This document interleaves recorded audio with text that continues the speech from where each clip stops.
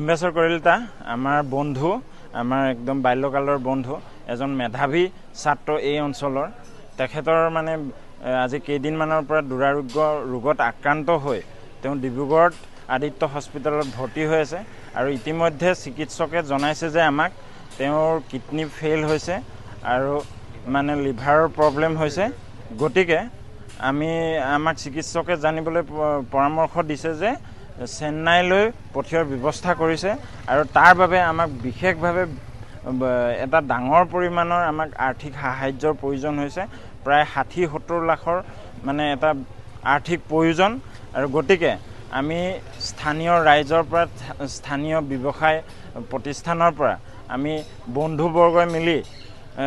আমি আৰ্থিকভাৱে অকণমান সহায় সহযোগিতাৰ আহ্বান জনাইছোঁ আৰু গতিকে আৰু ৰাইজেও আমাক সহায় আগবঢ়াইছে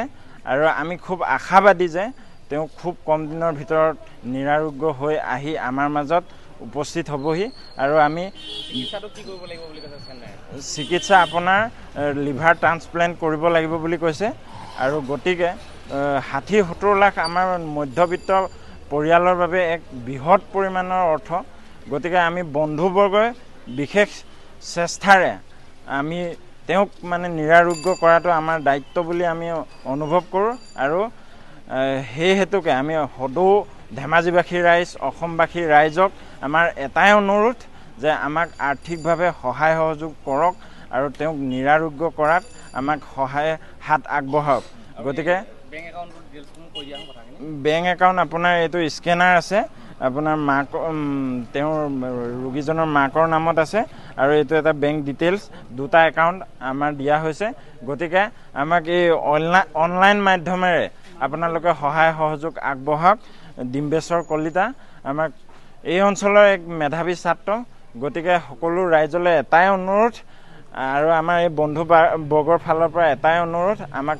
বন্ধুজনক নিৰাৰোগ্য কৰাত আমাক সহায় কৰক আৰু অসমবাসী ৰাইজক ওচৰত আমি একদম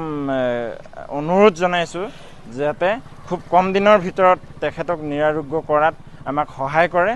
আৰু চৰকাৰৰ ফাললৈও আমাৰ আহ্বান থাকিল। ৰণোজ পেগু ডাঙৰীয়া আৰু লগতে আমাৰ মুখ্যমন্ত্ৰী হিমন্ত বিশ্ব শৰ্মা ছাৰক অনুৰোধ জনাইছোঁ আৰু আমাৰ প্ৰধান বৰুৱা ছাৰক অনুৰোধ জনাইছোঁ যে খুব আমাক সহায় হাত আগবঢ়াওক আৰু তেখেতক আৰোগ্য কৰাত আমাক সহায় কৰক, সেয়াই আমাৰ ফালৰ পৰা অনুৰোধ। ডিম্বেশ্বৰ কলিতা আমাৰ সহপাঠী হয়। তেওঁ বাসুদেৱ তিনিআলিত এজন বাসিন্দা হয়, লগতে তেওঁ এজন মেধাৱী ছাত্ৰ। তেওঁ ধেমাজি কলেজৰ পৰা গ্ৰেজুৱেশ্যন কমপ্লিট কৰি শিলচৰ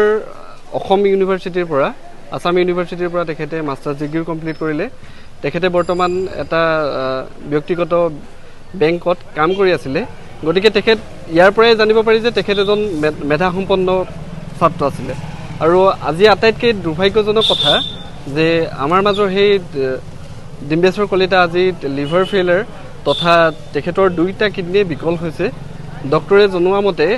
তেখেতৰ যি চিকিৎসা, সেই চিকিৎসা বৰ্তমান অসমত সম্ভৱ নহ'ব। তাৰ কাৰণে ডক্টৰে জনোৱা মতে তেখেতৰ উন্নত চিকিৎসাৰ বাবে চেন্নাইলৈ ডক্টৰে ফৰৱাৰ্ড কৰিছে। গতিকে এই যি চিকিৎসাৰ বাবে এক যথেষ্ট ডাঙৰ টকাৰ প্ৰয়োজন হৈছে, যিটো প্ৰায় 70-80 লাখ মান প্ৰয়োজন হ'ব। আমি এতিয়া বন্ধুবৰ্গই লগ লাগি যদিওবা এয়া এটা ক্ষুদ্ৰ প্ৰয়াসহে চলাইছোঁ, ইয়াৰ জৰিয়তে যে আমি 60-70 লাখ গোটাব পাৰিম তেনেকুৱা এটা আমাৰ সাধ্য নাই। আমাৰ এটা ক্ষুদ্ৰ প্ৰয়াস। গতিকে আমি সকলোকে আহ্বান জনাইছোঁ, এনেদৰে আমি যেনেকৈ এটা ক্ষুদ্ৰ প্ৰয়াস হাতত লৈছোঁ, ঠিক তেনেকৈ আপোনালোকেও বিভিন্ন ধৰণৰ কাৰ্যপন্থা হাতত লৈ তেখেতক সহায় কৰিব পাৰিব আৰু ইয়াতে তেখেতৰ সম্পূৰ্ণ ঠিকনা দি থোৱা আছে 60-70 লাখৰ প্ৰয়োজন হৈছে বুলি আমাৰ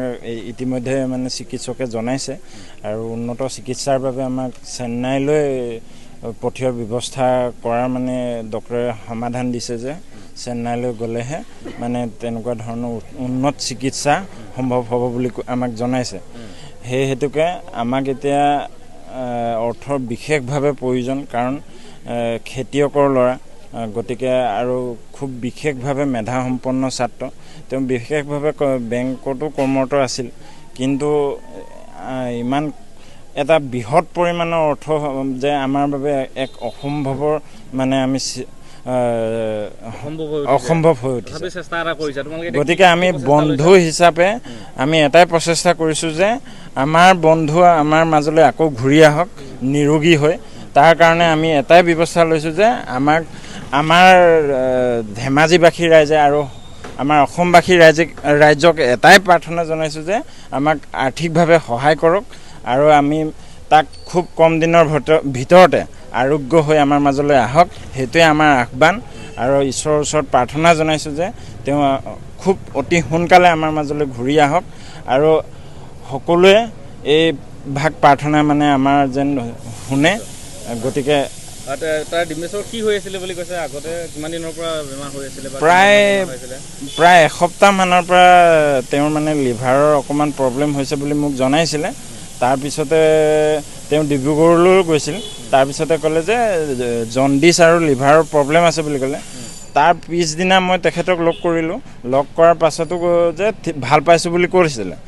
তাৰ সেইদিনা ৰাতি তেওঁ ছিৰিয়াছ হৈ গ'ল আৰু সেইদিনা ৰাতিয়ে ডিব্ৰুগড়লৈ প্ৰেৰণ কৰা হ'ল ডিব্ৰুগড়ত আদিত্য হস্পিটেলত আমাৰ ভৰ্তি কৰোৱা হ'ল তাত ইতিমধ্যে 2 দিন ৰখা হ'ল ICUত ৰখা হৈছিলে তাৰপৰা ইতিমধ্যে ডক্টৰে কৈছে যে আমি ইয়াত নোৱাৰিমগৈ উচ্চ চিকিৎসাৰ বাবে চেন্নাইলৈ প্ৰেৰণ কৰা যাওক আৰু চেন্নাইৰ প্ৰেৰণ কৰা মানে আমাক বিশেষভাৱে বহুত এটা আৰ্থিকভাৱে প্ৰয়োজন হৈছে কিমান টকা টোটেল এতিয়া প্ৰয়োজন হৈছে 60-70 লাখৰ প্ৰয়োজন মানে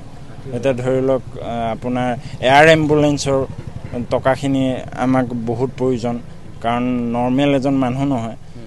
ৰোগী এজনক তালৈ অনা নিয়া কৰাটো মানে বৃহৎভাৱে অসুবিধাৰ সন্মুখীন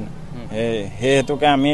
অসমৰ CM ছাৰলৈ আমি অনুৰোধ জনাইছোঁ মুখ্যমন্ত্ৰী ছাৰক জনাইছোঁ আৰু ৰণোজ পেগু ছাৰক অনুৰোধ জনাইছোঁ আৰু আমাৰ প্ৰধান বৰুৱা ছাৰক আমি অনুৰোধ জনাইছোঁ যাতে আমাক বিশেষভাৱে এই বন্ধুজনক আমাৰ ছাত্ৰজনক মেধাৱী ছাত্ৰজনক সহায় কৰক আৰু তেওঁক আমাৰ মাজলৈ নিৰোগী হৈ অহাত সহায় কৰক সেইটোৱে আমাৰ ফালৰ পৰা অনুৰোধ ইয়াৰ যোগেদি মই অসমবাসী ৰাইজক এটাই প্ৰাৰ্থনা জনাব বিচাৰোঁ যে আমাৰ বন্ধু আকৌ পুনৰ আমাৰ মাজলৈ ঘূৰি আহক তাৰ বাবে বহুত এটা ডাঙৰ এমাউণ্টৰ প্ৰয়োজন হৈছে গতিকে সকলোৱে সহায় কৰক গতিকে সেয়ে মোৰ ক'বলৈ সেয়াই মই কৈছোঁ মোবাইলতে মই পাইছোঁ আমি অতি দুখ লাগিছে শুনি পিনি যি পাৰিছোঁ তেখেতক সহায় কৰিছোঁ আৰু সদৌ অসমবাসী ৰাইজক তথা মুখ্যমন্ত্ৰী ডাঙৰীয়াকো অনুৰোধ জনাইছোঁ ভাতৃজনক যাতে সোনকালে মানে উন্নত চিকিৎসা কৰে যেন আপুনি বিচৰা বাতৰি পাব কেৱল নিউজ 18 এপত নিউজ 18 এপ ডাউনলোড কৰিবলৈ স্ক্যান কৰক এই QR কোড গুগল প্লে ষ্টৰতো পাব এই নিউজ 18 এপ